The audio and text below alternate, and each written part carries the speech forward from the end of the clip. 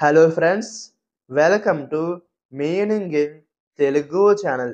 ఈరోజు వర్డ్ ఏమిటంటే గోబ్లిన్. దీన్ని తెలుగులో దయ్యం, చెడు ప్రేతం అని అంటాం. ఈ వర్డ్ని ఇది ఒక చిన్న చెడ్డ ప్రాణిని లేదా దుష్టాత్మను సూచిస్తుంది అని అంటాం. దీనికి సంబంధించిన కొన్ని ఎగ్జాంపుల్ చూద్దాం. వాటితో ఇంకా బాగా అర్థం చేసుకోవచ్చు.